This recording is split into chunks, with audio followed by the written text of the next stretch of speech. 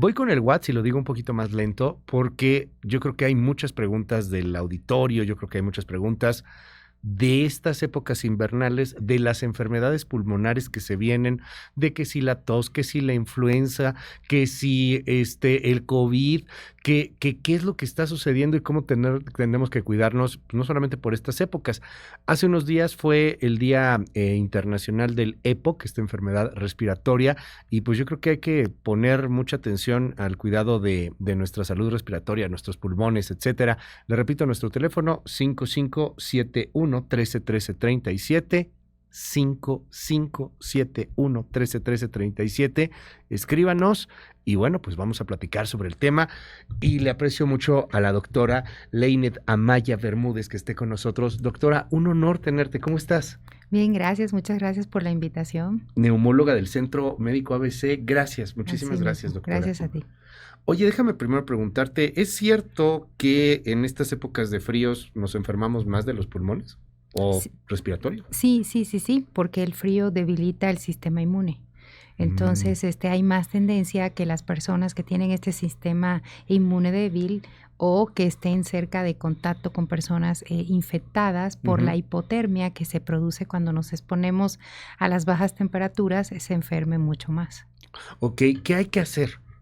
¿Hay recomendaciones para claro. estas épocas? Sí, abrigarse bien, es la principal recomendación.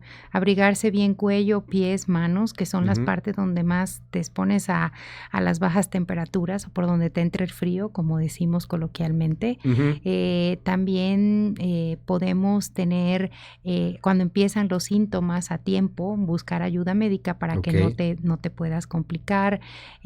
Tratar de, sobre todo eso, ¿no? Lo más importante en realidad es abrigarte. No es ponerte a lugares masivos de personas. Por ejemplo, si vas a un cine y ves que hay una persona enferma, bueno, si tú tienes factores de riesgo para enfermarte más fácilmente, la verdad es que no deberías ni estar ahí en lugares de masivos, ¿no? Dormir bien, porque dormir bien, si no duermes bien tus horas en la noche, tienes mayor riesgo de enfermarte porque tu sistema inmune se debilita al dormir mal. Hidratarte mucho, tomar muchos líquidos. Es también importante para prevenir este tipo de infecciones respiratorias. Este asunto de la famosa vitamina C, que tómate una antes de dormir y ya con eso ya nos protegemos, échate más naranjitas, ¿qué tan cierto es? Pues la vitamina C sí tiene este tipo de mecanismos que pueden ayudar, es un antioxidante. Ayuda, pero también es recomendable que si tienes una alimentación sana a base de vegetales, verduras, jugos, frutas, pues ahí también tiene gran cantidad de vitamina C. Claro. Pero yo diría, si te la puedes tomar, tómatela, nada está de más, ¿no? Y bueno, entender que todo es enmarcado en cuidarnos, porque pues hay gente muy gandalla que dice, pues ya me tomé la naranjita con el mezcal, ¿verdad? Pero ya me tomé la naranjita, o sea, ya ahí está, ya me protegí y no necesariamente. Ahora, ¿cómo diferenciar entre me está dando una gripita o a lo mejor tengo influenza o el COVID, porque ya se nos olvidó COVID, pero ahí sigue.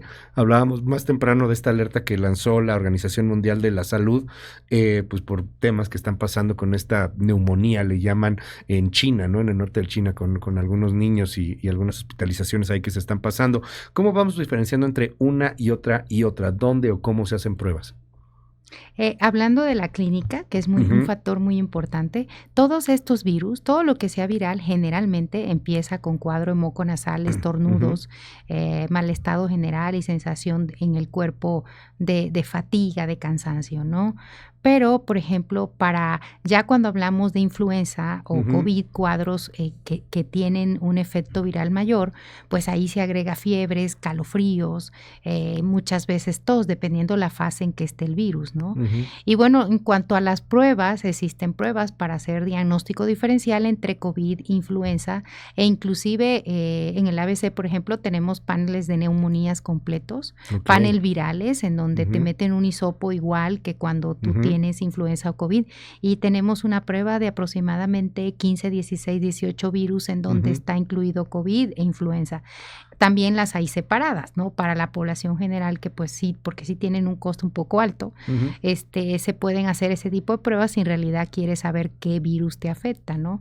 Pero como yo siempre lo digo, acá que es como algo para muy específico, ¿no? Porque en la mayoría de los casos importa saber qué virus es. Sí importa porque si hay complicaciones sabemos a qué nos estamos enfrentando. Ya. La única manera es se trata muy diferente la influenza al COVID y también diferente al rinovirus, por ejemplo, ya son los otros virus que existen. Entonces sí hay que hacer pruebas diagnósticas para, si te complicas, el doctor sabe a qué se está enfrentando y cómo te voy a tratar.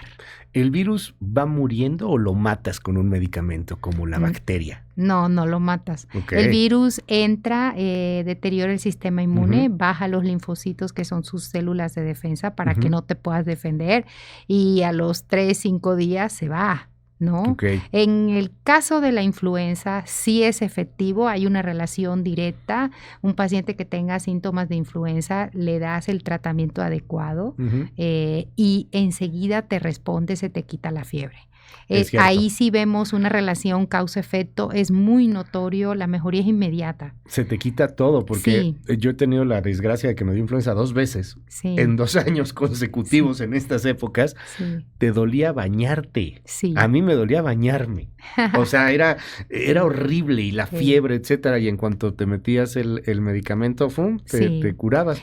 Ese es el tratamiento que ha demostrado una efectividad y una relación. Pero si no te haces pruebas, no puedes saber si tienes influenza y dices que es una gripita, porque al comienzo de los estadios de la fase inicial no hay fiebre.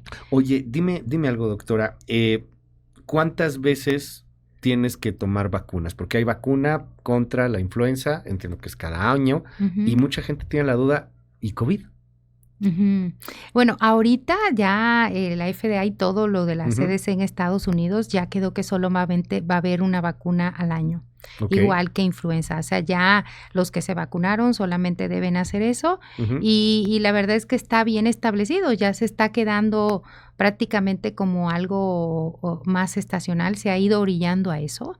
Sí hay casos, pero no con la gravedad y la magnitud que lo hubieron el año pasado y en este momento la mayoría de los pacientes que tenemos en el hospital pues son más que todo influenza, entonces ya vemos como que ya vamos como pasando un poquito lo que vivimos, ¿no? Sin embargo, no hay que descuidarse porque lo que estamos viendo es que los pacientes más afectados con COVID son los que tienen enfermedades asociadas, ya sea pulmonares o sistémicas.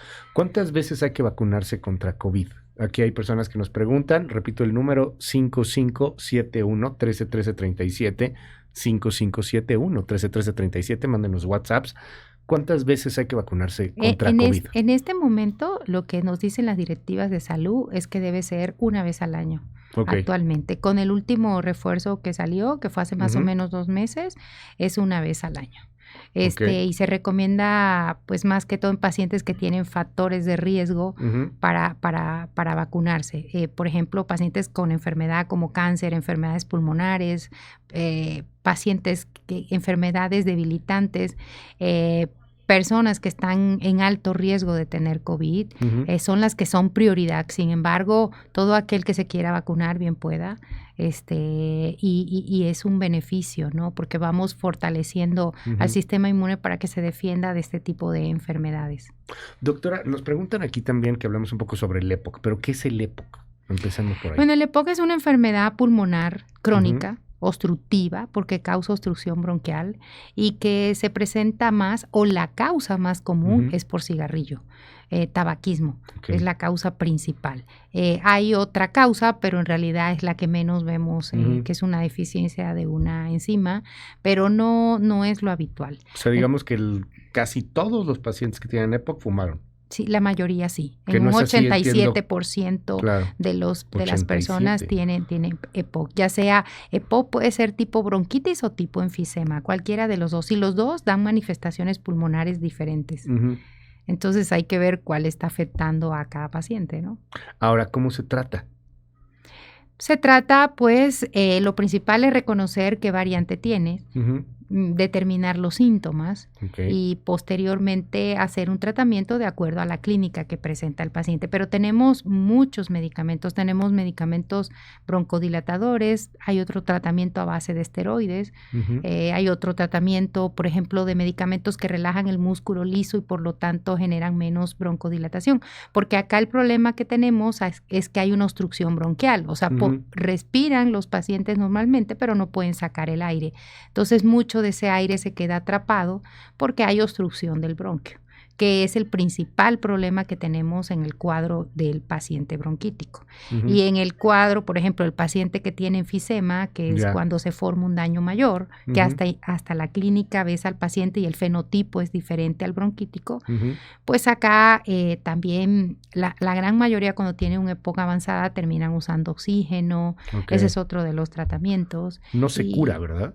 No se cura, pero es controlable. Sin embargo, si la persona deja de fumar, se frena el daño acelerado que tiene el pulmón. Porque después de los 30 años nos vamos deteriorando la función pulmonar. Eso es fisiológicamente está descrito.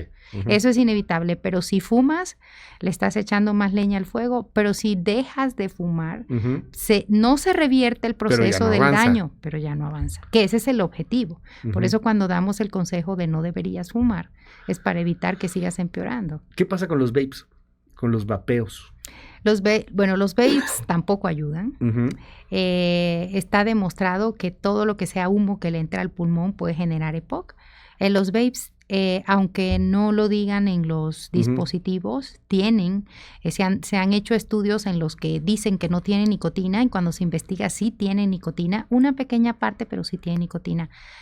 Producen EPOC igual, sin embargo faltan estudios porque esto es algo más nuevo para documentar qué tan grave pueden ser, pero sí hay una relación también directa en que tampoco se recomienda vapes, inclusive muchos lo usaron en un tiempo para dejar de fumar, eso ya se prohibió y ahora actualmente decimos no humo, que no entre, que no sea tuyo, es más, no contaminación, o sea, no puedes vivir en Ciudad de México, a muchos, por la altura también.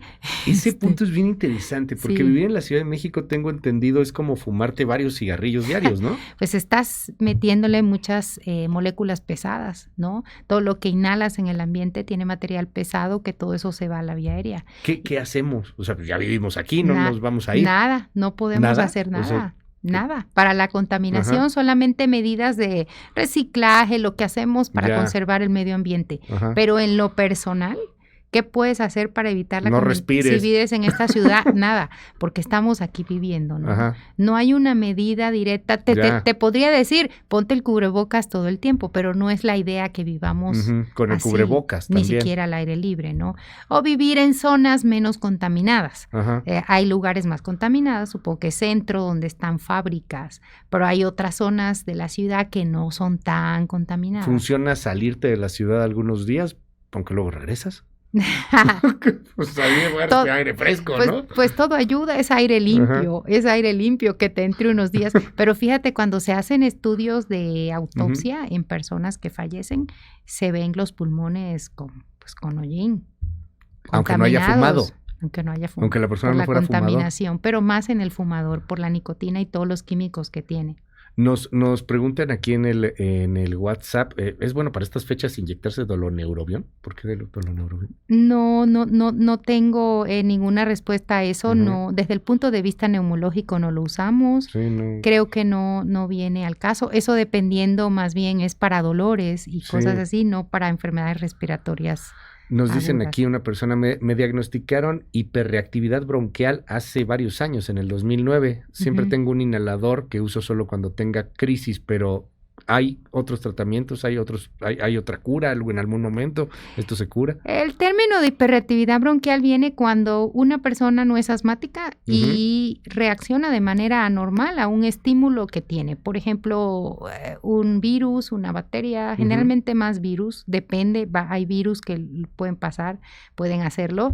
Y No necesariamente tiene que ser asmático para tener hiperreactividad bronquial. Por ejemplo, tal vez él cada vez que tiene una infección respiratoria tiene esa hiperreactividad, que es que se obstruyen los bronquios y entonces ocasiona el silbido como el asma que vemos. Respirar. Pero cuando repite muchas veces, yo creo que sí debe evaluarlo un neumólogo o neumóloga, porque entonces ya podría entrar en el criterio de si es asmático o no. Preguntan, ¿el Aderogil sirve? O bueno, este tipo de... Yo los recomiendo mucho, todo este tipo de que se consideran que ayudan al sistema inmune a fortalecerse. Por supuesto que sí, es mejor eso a nada. No tenemos estudios así claros y contundentes que digan que sí, pero todo sirve para fortalecer el sistema inmune. Me pregunta aquí una persona, no sé si esto exista, ¿hay una vacuna contra la neumonía? Sí. Hay una vacuna contra la neumonía. Hay una vacuna contra solo una bacteria de la neumonía, que es el neumococo. Porque la neumonía bacteriana es ocasionada por varias bacterias, muchas. Pero sí hay una vacuna que se pone cada 5 años, que se llama neumococo. ¿Y hay algún límite de ponértela, es cada 5 años, pero después de ciertas edades ya no? ¿O a partir de ciertas edades o para todos? De hecho, se pone desde edades pediátricas hasta edad adulto mayor. Sí se debe poner, sobre todo si son personas que se enferman mucho y tienes enfermedades pulmonares y de debilitamiento del sistema inmune. Doctora, quiero agradecerte mucho que estés aquí con nosotros. Se nos fue el tiempo como agua. Sí. Hay muchas dudas en el Centro Médico ABC. Bueno, pues te podemos contactar. Y de nueva cuenta, recomendaciones para estas fechas. Abrigarse bien. Toma mucha agua, no te expongas a multitudes si sabes que tienes enfermedades crónicas debilitantes. Si tienes gripa, sé solidario o síntomas de gripa. Enciérrate. Enciérrate. Unos días, no pasa nada. Sé que no es por COVID, pero protege a tus seres queridos y también a los demás.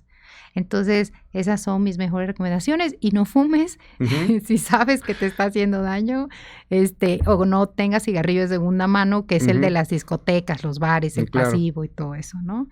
Yo creo que con eso sirve para que las personas se den cuenta de que pues sí debemos ser solidarios, que ese es el punto aquí principal, ¿no? Doctora Leineth Amaya Bermúdez, mil gracias, doctora, por estar con nosotros. No, gracias a ti y espero que tu audiencia esté complacida con la información que hemos dado. Gracias. Gracias a ti. Un honor. Gracias. La neumóloga del Centro Médico ABC.